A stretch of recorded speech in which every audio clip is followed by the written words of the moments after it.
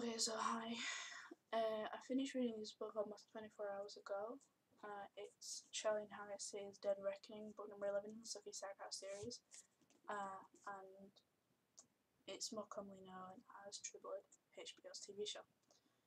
So I just want to give some thoughts on it. I don't have a review in mind, I'm just going to ramble and yeah.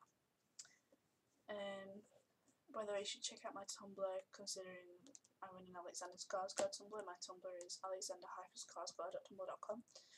And also add me on Goodreads, because I do update and I do readings, and I like to hear what people are reading and get recommendations, and I'm interested in reading people's reviews and stuff like that and thoughts.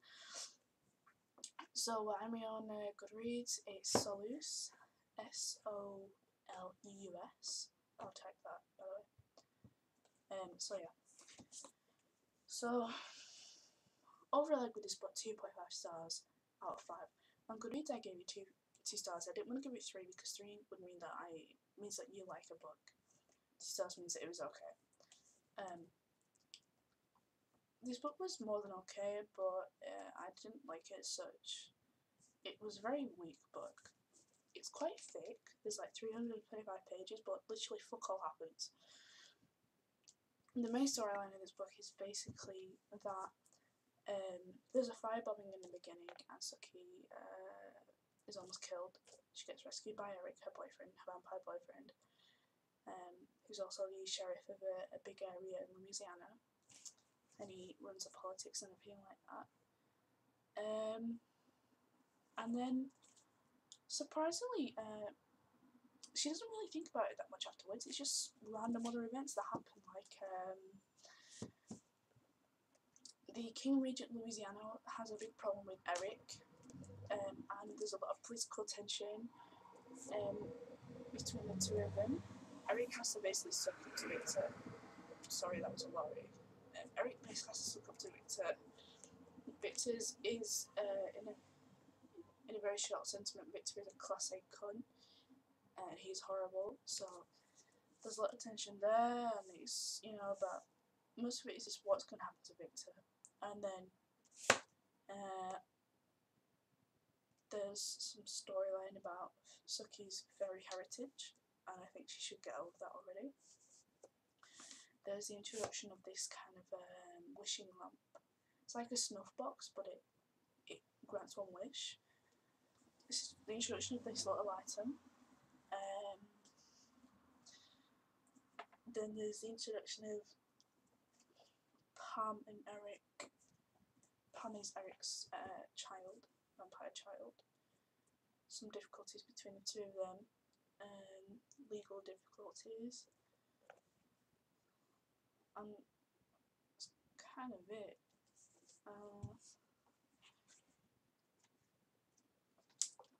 So yeah, I'm just going to point out some things from the blurb. The bottom part of this blurb here is a complete over-exaggeration, and I'll tell you why. It says, Selma's lover Eric Northman and his child Pam are plotting something in secret. No, they're not plotting anything. They are keeping something secret though. They're keeping something secret. Basically, the first is that Pam has fallen in love with this woman called Miriam, who's dying of leukemia, and obviously Pam wants to save her life by turning to a vampire. But because of this political tension between Victor and Eric, Victor's basically saying, no, you can't do it. Even though it's perfectly legal, he's just being a dick because he can't. Pam's obviously very upset about this, and they're just like, Eric's trying to keep her in line. He wants her to be able to have a child, but he has to kind of keep her in check. So there's a bit of difficulty there. The other thing is basically before Eric's maker died, he basically promised the Queen of Oklahoma that she could marry Eric. He gave Eric to the Queen of Oklahoma. I think it was a spy Sookie, but I'm not sure. So yeah, that's obviously a plot that's going to come up in the next book, obviously. But yeah, they're not plotting anything in secret at all. And then it says, Sookie can't sit on the sidelines when both her work and her love life are under threat. in terms of work, I don't know if it's referring to her workplace, because obviously there's a firebombing in the book, and you would think, oh my god, my workplace might go down and I might not have a job. But she doesn't really give any second thought to this firebombing ever again. She doesn't really talk about how she's concerned about the bar getting touted again. I know that her boss is having like some financial difficulties and everything like that, but she gives him some money and then that's sorted out. In terms of her job, there is like once when she's like, you know, am I going to lose my job? And he says no, and that's it.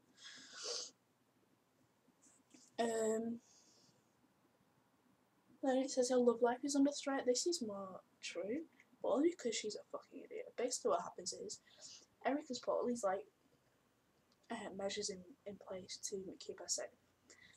And basically he has a blood bond with her, so he knows where she is all the time, how she's feeling, and she can do the same with him. He forced a marriage on her, a vampire marriage, to protect her. And he hired someone to spy on her just to make sure she was safe and stuff like that. Obviously, all three are kind of intrusive, and she didn't really have any say in any of them. And because, you know, she's a human being, she has the right to not want that. That's fine. But it's literally because of these things that Eric's done that she's alive, that she's stayed safe. And she basically just breaks his blood bond without any consideration for how he feels or the consequences. And he has to explain to her, look, bitch, this blood bond's kept you fucking safe. And she's like, oh, maybe I shouldn't have done it. And it's like, oh my god, you stupid girl. And then, like, they don't really have a relationship anyway. They just kind of have sex and that's it. Whatever. And then it says, Sookie finds the situation deadlier than she could ever imagined. Well, not really, considering she knew that it's a woman who is the main threat. Well, the main threat in this book, Sandra Pell, like, who did the firebombing. She knew this woman was trying to kill her because Sookie's responsible for her sister and her parents' deaths. So, you know, also Sookie's been a lot more danger than this. I don't know why this was any fucking surprise. You've been through 10 books of bullshit, Sookie. Stop acting like this is anything new. So that's my problem with the blurb. There are a few things. Have I already talked about things I like? Oh yeah, there are a few things I liked about this book. I like the character Dermot. He's basically this half fairy guy. He's Finton's half brother, who is Sookie's grandfather, and he's very sweet. He's just sweet. He's a nice character. I like the elf Beanos. He's kind of a hard ass, but he's cool. I also like the fact that there's this introduction of the Cluvial door. I don't know what Sookie's going to use that for. Maybe she's going to use it on Eric for something to do with Eric. She can't make him human again. She can't bring back the dead, but maybe she's going to use it on Eric. Maybe she's going to use it to help Pam get over Miriam's death, because Miriam died sadly enough. Maybe she's going to give it to her cousin Hunter, who's also telepathic. I don't know. I also like the fact that they finally approach the subject of Sookie becoming a vampire. Now, she doesn't want to become a vampire, and that's fair enough, and that's different, and it's a different take on the average vampire story. Because most females in these stories want to become vampires, and she doesn't, and that's nice. But I wanted to become a vampire. Like, she never really ever thinks about it, like, ever. But I hope they'll talk about that more. Sorry about the cough. I also liked some of the normal things that happen in this book. There are like several murder attempts and several actual murders and God knows what. So it's nice to see that, you know, Sookie does return at the end, like, to a baby shower, which is something really normal. And it's nice to see like all the characters getting together and having a good time. Even though, I don't know, they're spiteful for some reason, so whatever. I also like Pam in this book.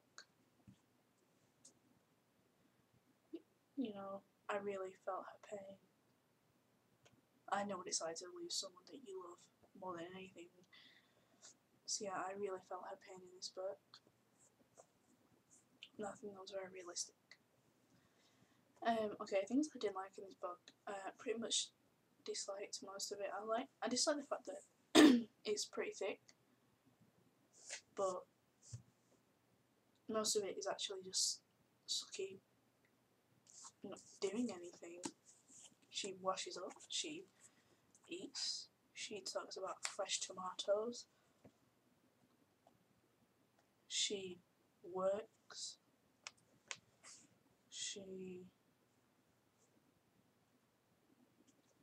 describes all these mundane things, and yeah, that's pretty much what most of it's about.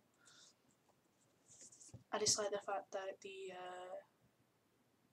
character of Sandra Pelt, who is the one responsible for the firebombing, who's basically Sookie's responsible for her sister and her parents' deaths.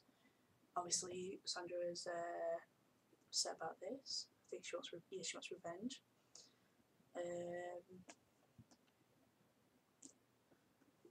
And she was obviously a problem from the other books. And like literally, Sookie, near the end of the book, Sookie says, "Oh, I didn't know whether I was ever going to deal with Sandra."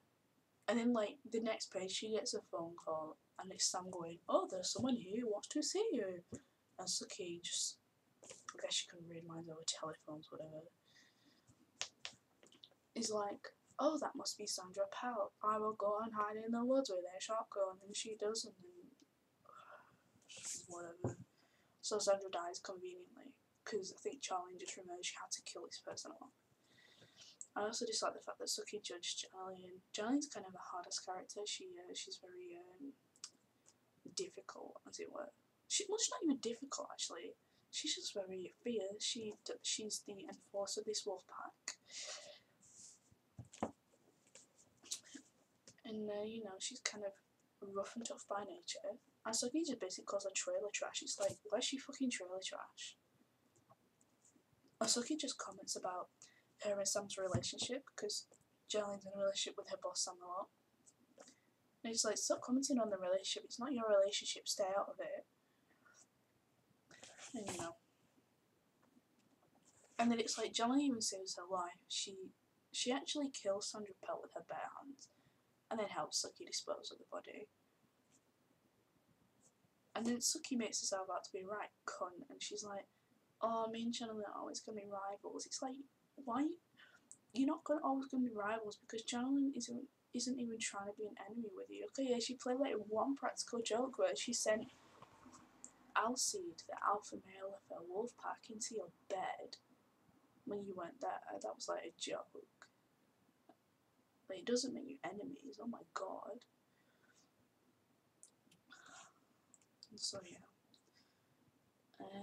I also didn't like the fact that Sookie just kept bitching about the fact that her grandma has slept with this half fairy called Finton, which is where Sookie's fairy bloodline comes from. Like, we established this like ages ago that Sookie's grandmother slept with him. Now fucking get over it. It happened. Both of them are now dead, and it wasn't because of them that. It wasn't directly because of them that you have your telepathic abilities. It was because of a demon that you have your telepathic abilities. So stop acting like it's a scourge on your life, because it's really not. You know, and it's like she was like saying like, "Oh, I can't believe my grandma slept with someone other than my granddad. It's very unchristian." And it's like, don't talk about things that aren't Christian. First of all, the Christian faith isn't exactly pure and good. Second of all, you've killed people. Third of all, you make murder plots up. Fourth of all, you judge every fucker under the sun. Fifth of all, you sleep with dead people. So honestly, don't talk about what is Christian and what is not Christian, because your grandmother was fooled into sleeping with someone who loved her very much. So get over the fact that you are part fairy. Get over the fact this happened, because it's really fucking boring and no one cares anymore. So, yeah. Okay, as for the plot, I think I just went over the plot. Like, not much happens in this plot. I think loose ends get tied up. Victor gets killed, which I do like. Victor gets killed finally. I'm interested to see what happens next. Felipe de Castro, he rules Louisiana, because Victor was like King Regent.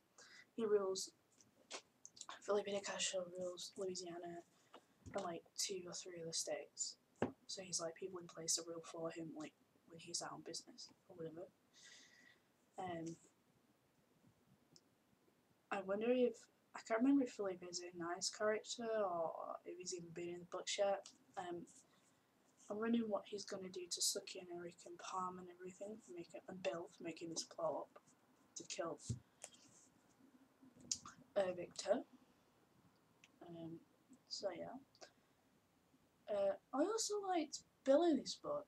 I'm not really the biggest fan of Bill since he, betrayed Sookie, but I think I was just so pissed off with Sookie and Eric as a couple that I just was all for Sookie jumping into bed with Bill when she was conveniently naked on top of him in a dark hole. Fucking hell, honestly. And yeah, I'm also interested to see. Obviously, I think the next book is going to be about this Queen of Oklahoma who Eric has been promised to. I kind of hope that he's going to stay with Sookie. I'm not a big Eric Sookie fan. My second OTP is Godric and Eric. Obviously, that's not canon in terms of the books. And I don't really support Eric and Sookie in the TV show, so I don't really support them in the books either.